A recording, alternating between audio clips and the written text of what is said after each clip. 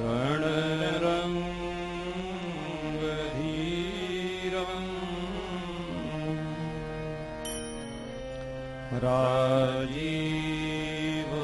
राजीवनेत्रं रघुवंशनाथम्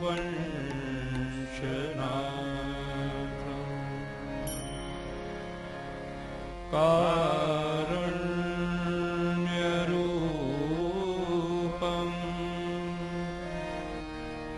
करुणाकरन्तम्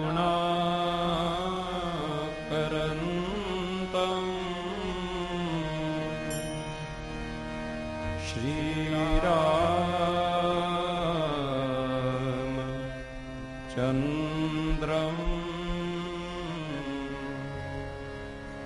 शरणं प्रपद्ये।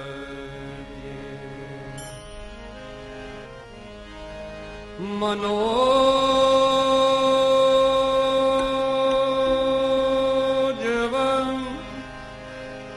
मारुततुल्यवेगं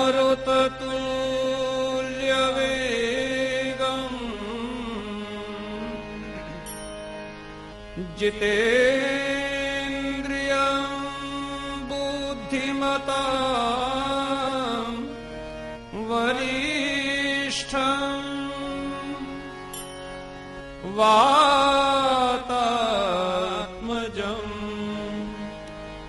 वानरयूथमुख्यम्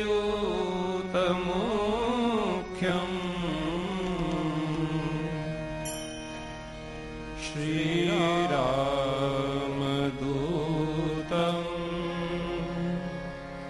शरणं प्रपद्ये।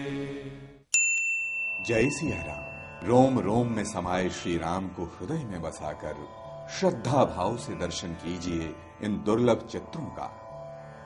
यूं तो समस्त ब्रह्मांड में विराजमान है श्री राम, मगर त्रेता युग में मानव रूप में जो लीला भूमियां उनके पावन चरणों से पवित्र हुई, उनकी माला श्री राम सांस्कृतिक शोध संस्थान की ओर से विनम्रता पूर्वक श्री राम भक्तों को समर्पित है।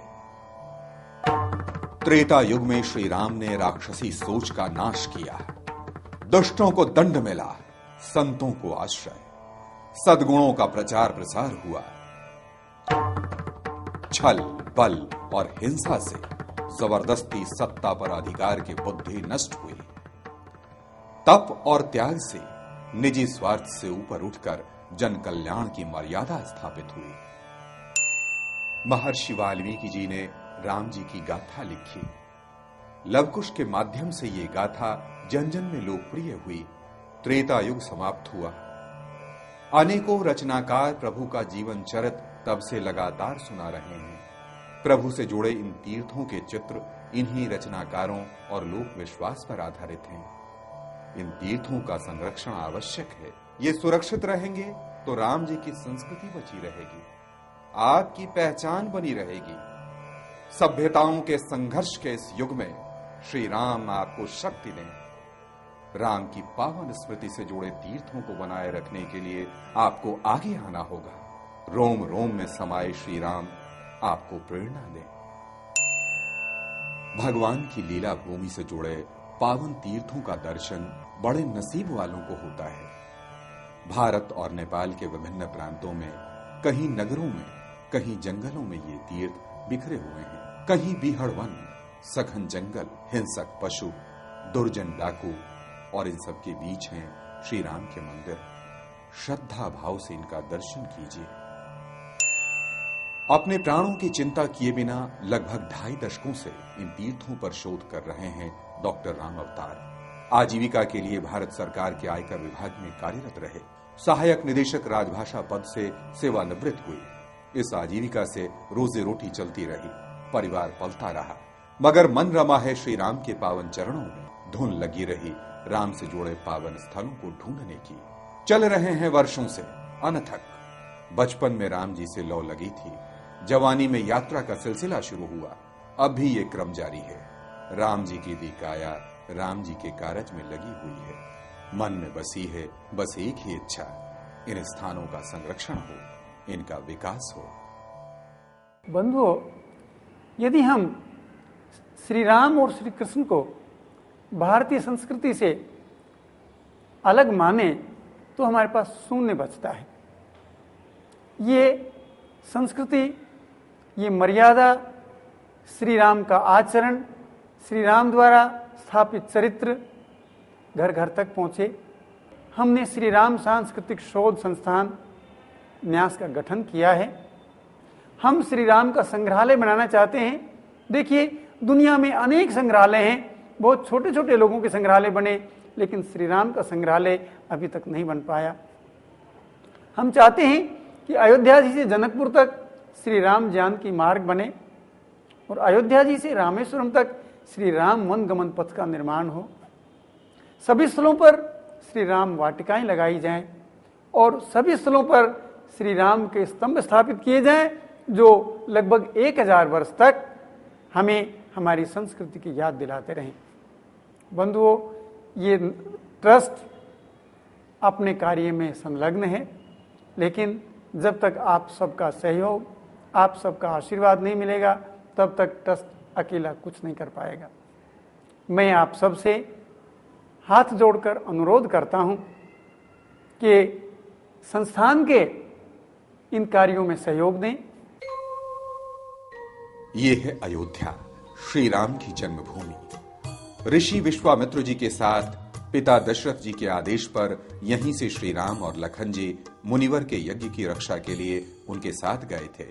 ये तीर्थ उत्तर प्रदेश के विभिन्न जिलों में फैले हुए हैं।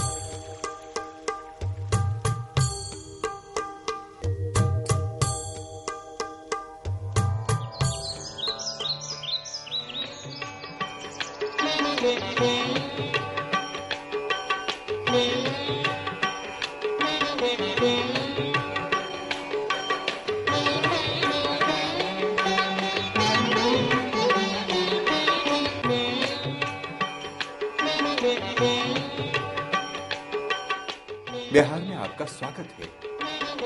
ताड़का राक्षसी का वध इसी यात्रा में हुआ था।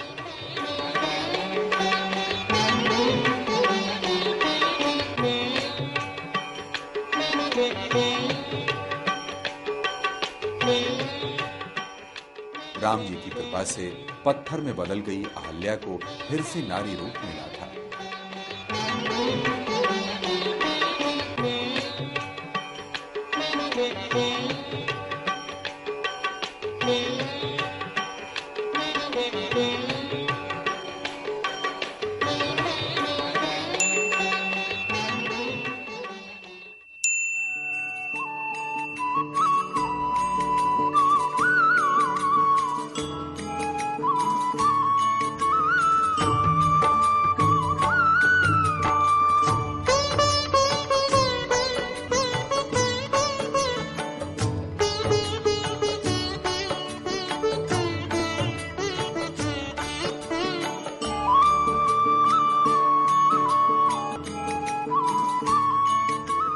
अब आप नेपाल में प्रवेश कर रहे हैं। नेपाल स्थित पावन तीर्थ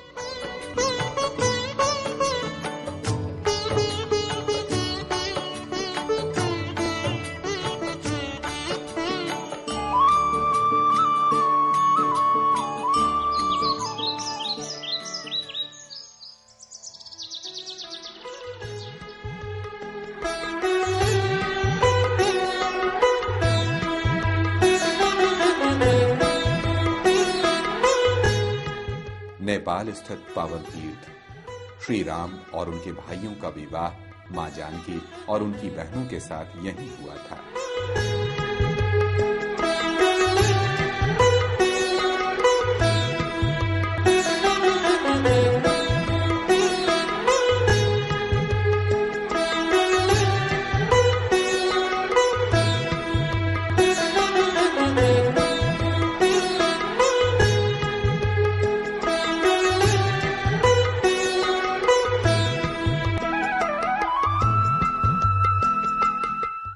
बिहार प्रदेश में आपका पुनः स्वागत है।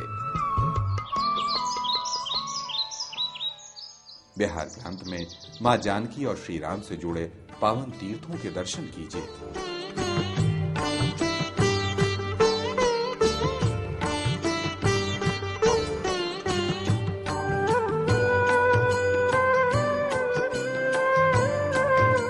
इस मार्ग से बाराती अयोध्या पहुंचे थे।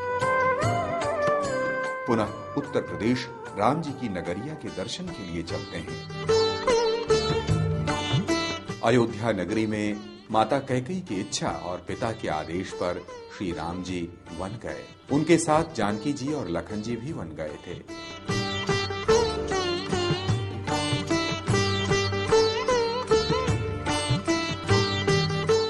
अब हम अयोध्या कांड के 14 वर्षों के वनगमन स्थलों का दर्शन करते हुए उत्तर प्रदेश में अन्य स्थानों का दर्शन करेंगे।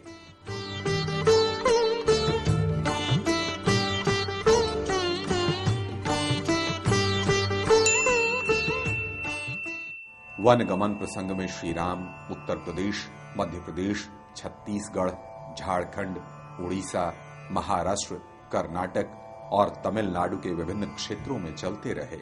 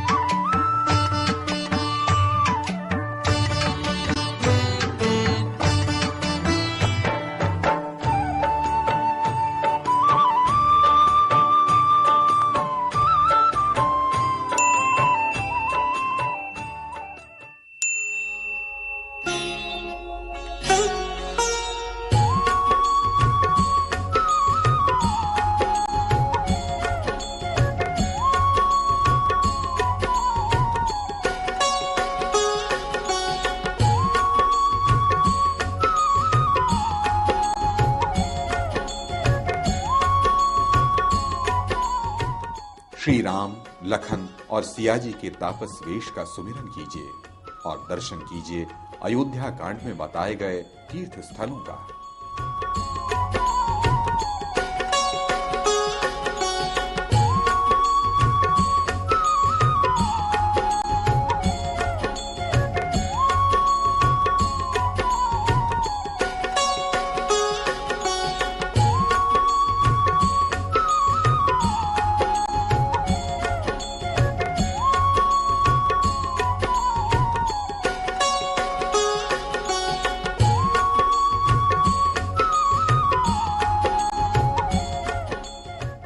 जरा सोचिए, महलों में पले राजकुमार किस तरह जंगलों में रहते होंगे। जरा कल्पना कीजिए, मां सीता किस तरह हिंसक पशुओं और अनजान वनवासी लोगों के बीच बिना किसी भय के वनवास की अवधि बिता रही थी।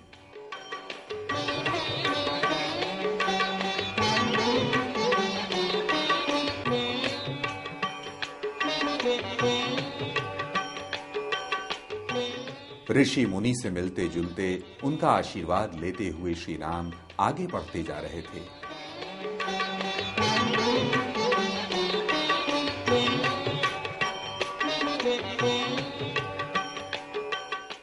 अयोध्या कांड से जुड़े तीर्थों के बाद अब दर्शन कीजिए अरण्य कांड में वर्णित स्थानों का।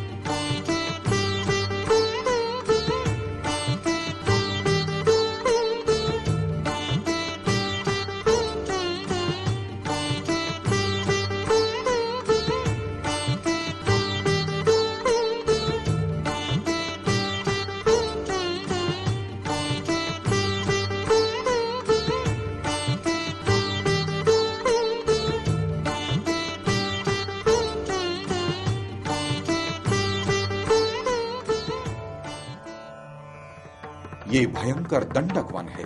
त्रेता युग में इस क्षेत्र में राक्षसों का बहुत अधिक आतंक था। ऋषि मुनि और आमजन उनके अत्याचार से त्राहि कर रहे थे। आमजनों का दुख दूर करने के लिए प्रभु ने व्रत लिया। निश्चरहीन करो मही भुज उठाए प्रणकीन। दर्शन कीजिए उन दुर्लभ तीर्थों का जहां प्रभु ने राक्षसों के साथ संग्राम किया, पीड़ित मानवता का उद्धार किया। प्रभु के वीर वेश का सुमिरन कीजिए जिन्होंने दुष्टों का दलन कर शांति की स्थापना की, सुराज स्थापित किया। इन तीर्थों के संरक्षण का संकल्प लीजिए।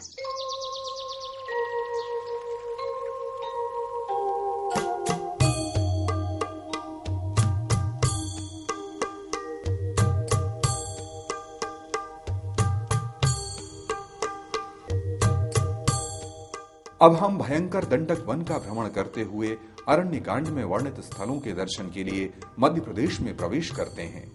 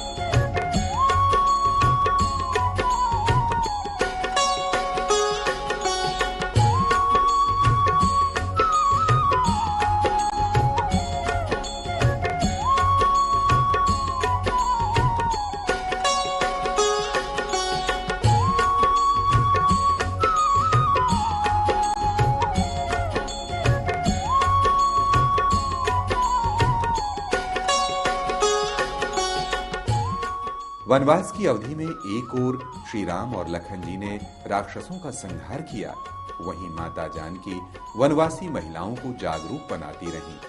वनों में रहने वाली महिलाओं को उन्होंने जीवनोपयोगी शिक्षाएं दी।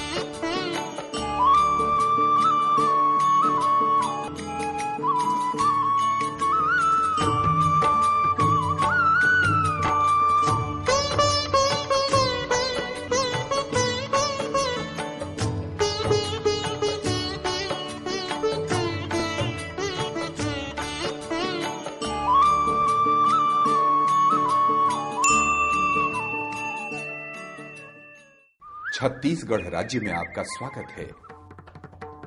ये तीर्थ छत्तीसगढ़ राज्य में है। जिस तरह आज भी इन क्षेत्रों में आतंक के चलते जाना कठिन है, ठीक उसी तरह त्रेता युग में भी ये उपद्रवग्रस्त थे। राम जी ने वनवास की अवधि में यहां राक्षसों का आतंक मिटाकर शांति की स्थापना की, अत्याचार का अंत हुआ, लोग सुखपूर्वक रहने लगे।